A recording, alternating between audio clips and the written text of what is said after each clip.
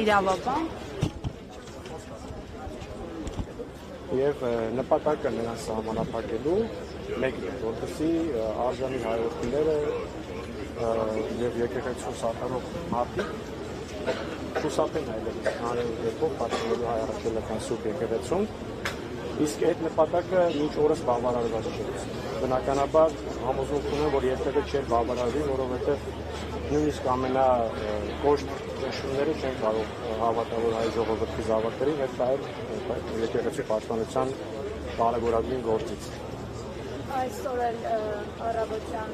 արտացանք եւ տեսանք, որ հոգեվորականների ձեռնարկել հարագածոտնի թեմի առաջնորդը նորից կան հետացել է։ Տեսեք, իմ ասածը վերաբերում է ընդհանուր մոտեցմանը։ Այստեղ process-ը, որը որ գնում է, իր մեջ ներառում է ինչպես հանրության շրջանում հայերի մեջ հավատավոր ժողովրդին սահմանափակելուն, այնպես էլ եկեղեցուն ամեն կերպ ճնշելու, որպեսզի սպասավորներին նույնպես հեռացնեն իրենց եկեղեցուց, որպեսզի խնդիրներ ստեղծեն եկեղեցու սպասավորների եւ պաշտպանների համար ու վերջնական արդյունքում ունենանք իրավիճակ, երբ նույնիսկ հավատավոր մարդիկ, նույնիսկ եկեղեցու սպասավորները պետք է անձնական խիզախություն դրսևորեն, որպեսզի պարզապես պահպանեն եւ պաշտպանեն իրենց արժեքները։ Այս ամենի ենթատեքստում ինձ համար ճիշտ ասած շատ տարօրինակ է եւ մենք ականատեսն ենք առօրյա գրոհումների եկեղեցու նկատմամբ, այսպիսի քաղաքական ճնշումների եւ չենք տեսնում միջազգային իրավապաշտպան կազմակերպությունների եւ դիվանագիտական առաքելությունների Հայաստանում գործող դեսպանատների արձագանքը։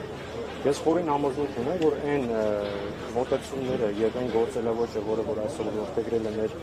օրվա իշխանությունը, բացարձակապես համահունչ չէ վերջիններիս արժեհամակարգի հետ։ Եվ ակնկալում ենք, որ գնահատական մեր արտաքին գործընկերների, ստեղծող դեսպանատների, միջազգային կազմակերպությունների կողմից։ Վերջիվերջո Հայաստանն պետք է դառնա այնպիսի երկիր, որ երբ որ մենք էլ ականատես լինենք որևէ այլ երկրում կրկի ազատության դեմ որևէ գործողությունների, կարողանանք մենք էլ արտահայտել։ Այսօր փաստացի մենք այդպիսի կեցված չունենք։ Եթե նույնիսկ մենք ընկալվենք որպես բարձր ձայն, բարձր խոսք ունեցող երկիր արտաքին աշխարհի համար, միևնույն է, այնպիսի իրավիճակում ենք գտնվում, որ նմանատիպ իրավախախտումներ, ինչպիսիք Հայաստանում են մակարդում, ականատես լինելիս նույնիսկ այնպես խոսելու տեղ չենք ունենում։